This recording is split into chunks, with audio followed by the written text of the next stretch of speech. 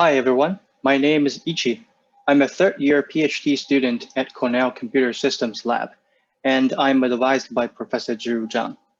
The paper I'm going to present is FracBNN, accurate and FPGA-efficient binary neural networks with fractional activations. This is a work in collaboration with Professor Deming Chen's group at UIUC. In recent years, for energy cost and security reasons, there is an increasing demand of deploying deep learning models on edge devices. For example, we want to deploy them on mobile phones, autonomous systems, smart IoT devices, and such. But there are stringent hardware constraints on this. Let's take a popular model, ResNet 18, as an example. An 8-bit version of the model has 93.5 million bits of weights and 1.8 giga MAC operations. If we want to deploy this model on an embedded FPGA board, such as Xilinx Ultra 96 Lead 2, the device itself has only 7.6 million bits on-chip memory capacity. This is 12x smaller than the model size, and it only has 360 DSPs and about 70K LUTs to handle the gigantic amount of operations in the model. So the small on-chip memory capacity and the limited number of computing resources have really made this problem very challenging. To address this problem, we can binarize the neural networks. In traditional convolutional neural networks, feature maps and weights are both floating point. But in binary neural networks, input feature maps and weights are binarized to either plus or negative ones. The output feature maps are therefore integer values.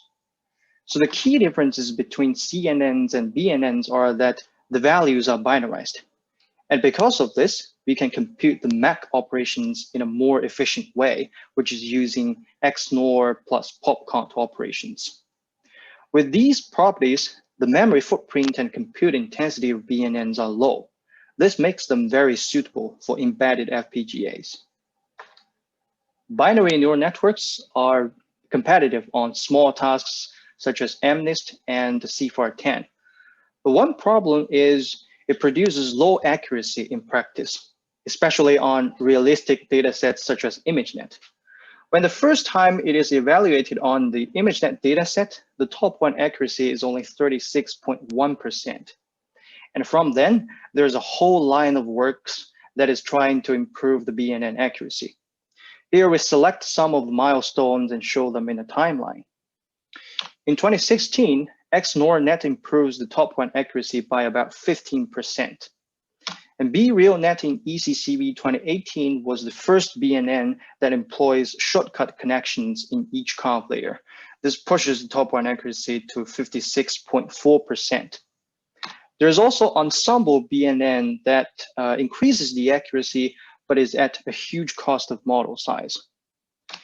And recently, ReAlBinaryNet shows that you can actually get 65.4% using a BReAlNet-like model design. And most recently, ReActNet shows up. It demonstrates that by activation shifting and reshaping, you can get a top one accuracy of 69.4%. This number is already on par with the popular ResNet 18.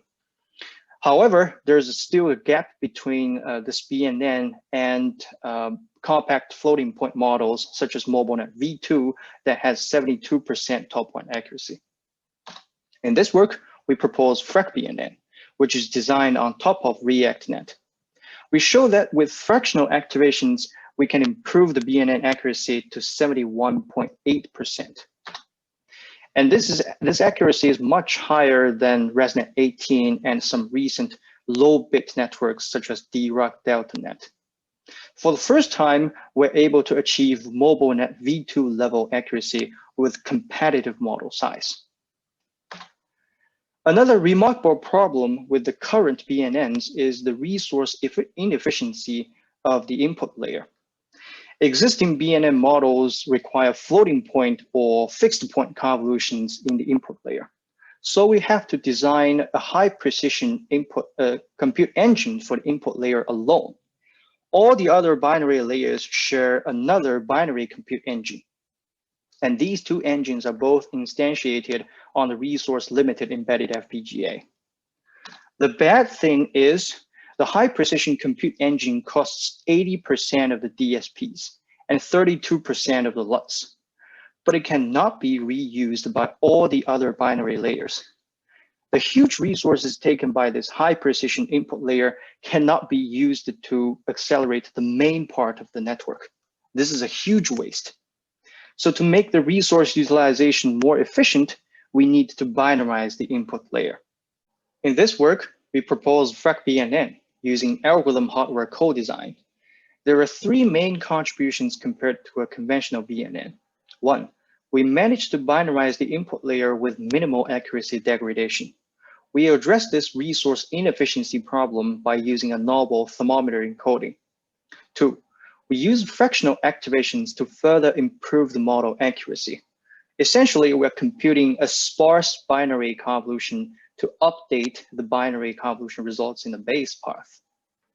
Three, we implement the accelerator of FracBNN on an embedded FPGA and deliver its real-time performance. Now let's dive into the details. And first, I'm going to talk about the binary input layer.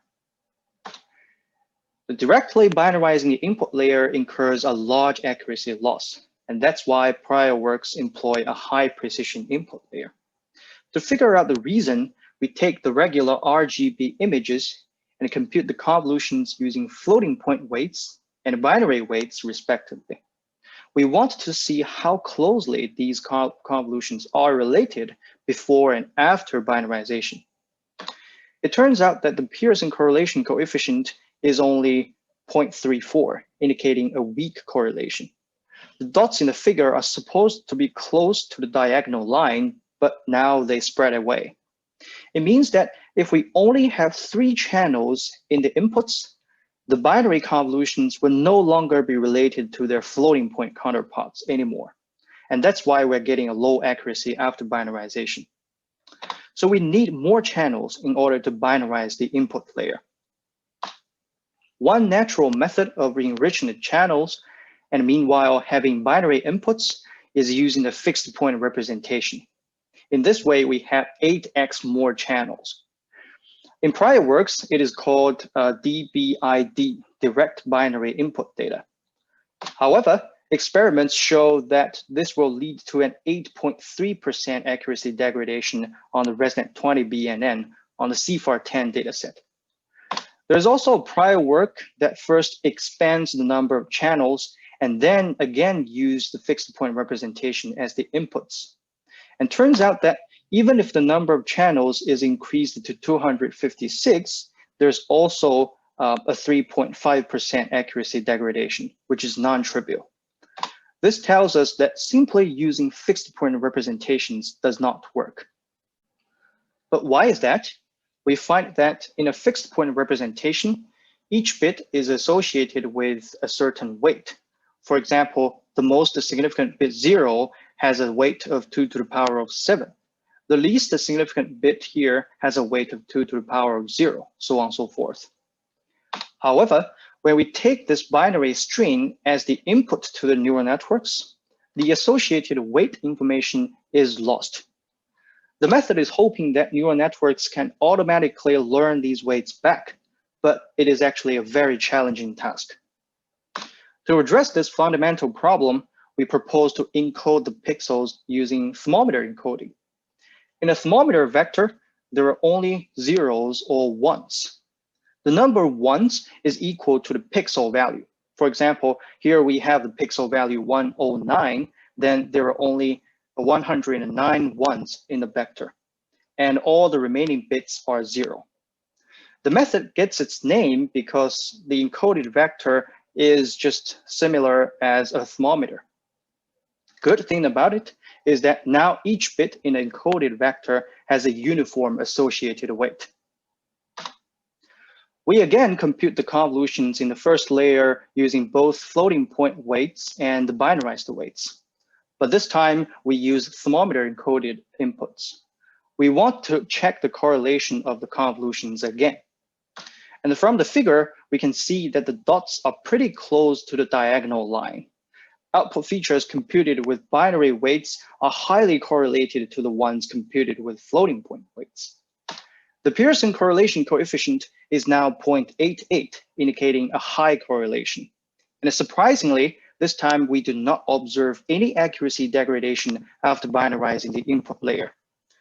We think that thermometer encoding helps with preserving the output feature similarity. Hence, it preserves the model accuracy. Okay, now we start to think about trading a bit of efficiency to improving the accuracy. We adapt our previous work, precision gating for BNNs, and use a fractional bit width. The idea is that some features in the network are more important than others, so we want to update them to a higher precision. Here's an example showing how it works on a convolutional layer. Instead of storing 1-bit feature maps, we maintain them in the memory in 2 bits. The blue circles here represent the 2-bit precision. We split the input activations into 1-bit MSB and the remaining 1-bit LSB. And first, there is a base phase, where we use the MSB activations to compute a regular binary convolutional layer and generate a partial sum. The partial sum represents the importance of the output features. We then use threshold delta to gate the partial sum to predict important features. And this generates a binary Musk tensor. Note that each channel in each layer has its own gating threshold. And followed by the base phase, there is an update phase. We do a sparse update using the Musk and increase the precision of those important output features. The sparse update are still binary convolutions. And finally, we combine the results from both paths and generate the output features. The good thing is there are only binary convolutions involved in this process, so we can still compute them efficiently using exclusive NOR plus pop count operations. And the gating thresholds here are trainable, so we don't have to manually do a lot of tuning. We test this fractional bit width idea on the CFAR10 dataset as a proof of concept. In our experiments, about 40% of the activations are updated to 2 bits, so the equivalent activation bit width is 1.4, and we use 1-bit weights. We observed that with fractional activations, our BNN achieves the state-of-the-art accuracy among different ResNet20 BNN variants, higher than the previous state-of-the-art IRNet. Its accuracy is also about 2% higher in terms of absolute difference than ReActNet, which is the model we are building on top of. Note that 1% improvement is already considered significant in ML community. The FracBNN also has a very low model size because ResNet20 itself is a lightweight model. So empirically, fractional activations substantially improve model accuracy. In this work, we have also proposed a new ReActNet model variant. We add an additional batch norm layer in the model to balance the number of plus and negative ones in the feature maps. It shows better model convergence. Please refer to our paper for details if you are interested. We combine the binary input layer, the fractional convolutions, and the new model variant, and test our FracBNN on the ImageNet dataset. We observed that FracBNN surpasses state-of-the-art BNNs and low-bit network designs by a large margin. It, for first time, achieves MobileNet V2 level accuracy with a competitive model size to those 8-bit compact network designs. So overall, FracBNN achieves a favorable trade-off between accuracy and model size. After verifying the efficacy of FracBNN, we implement the entire network accelerator using high-level synthesis and deploy it on Xilinx Ultra 96 V2 board. The accelerator architecture is shown on the left. For each layer, we fetch the intermediate feature maps and the weights from the DDR memory, and then pass them to the fractional convolution engine. And after computing the shortcut, we transfer the output feature maps back to the DDR. And here is how we implement the fractional convolutional layer. We first implement a regular binary convolution. For each input feature maps, we parallelize along the filter dimension and it generates a sequence of partial output channels. This helps us alleviate the load and balancing problem. We then pipeline the computation in the other dimensions. We're able to achieve pipeline II1 in this case. In the binary convolution engine, there's also an enable signal that starts the pipeline. For the base phase, the enable signal is always on since we are computing a regular binary conv layer. In the update phase, the binary conv engine only computes those output features that exceed the threshold in the pipeline. It's worth mentioning that all the conv layers, including the input layer, share the same convolution engine, and all operations are binary max. Let's also take a closer look at the memory management of our ImageNet design. Since the DDR transactions are very expensive, we want to reuse the data as much as we can. For each output tile, the 2-bit feature maps and the weights are reused by the fractional convolution engine for many cycles. In contrast, the shortcuts are 4-bit and are only needed at the completion of each tile, which is much less frequent.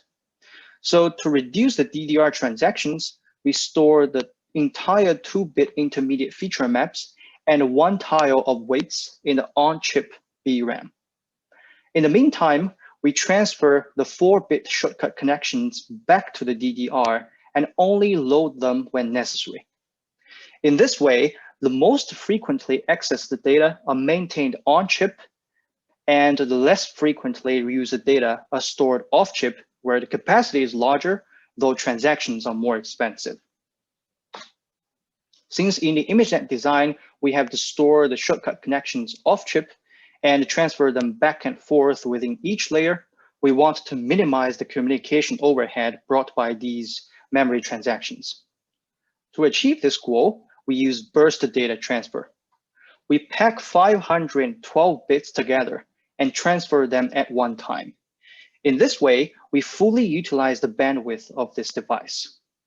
We also want to mention that this happens only for the ImageNet accelerator. In the CFAR10 accelerator, everything is stored in the VRAM. We managed to unroll the entire design on device, so there's no data transfer between the accelerator and the off-chip DDR memory. We then evaluate the frame rate of both designs. For the CFAR10 accelerator, we observe that FracBNN has an approximately 16x speedup over the previous most accurate FPGA CFAR10 accelerator. FracBNN is also slightly more accurate in this case. And compared to ReActNet, the one with the highest frame rate, our FracBNN accelerator achieves a 1.4x speedup with about 2% accuracy improvement. Here's the resource utilization of our design. It's worth mentioning that the DSPs are mainly allocated for batch norm, index calculation, and activation function. So from the table, we could see that FracBNN achieves both higher accuracy and frame rate. For the ImageNet design, we observe that FracBNN achieves a slightly higher frame rate compared to a prior low-bit network design, Synergy. But our model is 3.5% higher in top 1 accuracy. And compared to the FIN, which has a very high frame rate, our model is 21.5% more accurate, which is more suitable for practical usage. In the resource utilization, still, the DSPs are mainly allocated for batch norm, activation function, and index calculation. So overall, our FracBNN ImageNet accelerator achieves high accuracy and shows a real-time classification ability.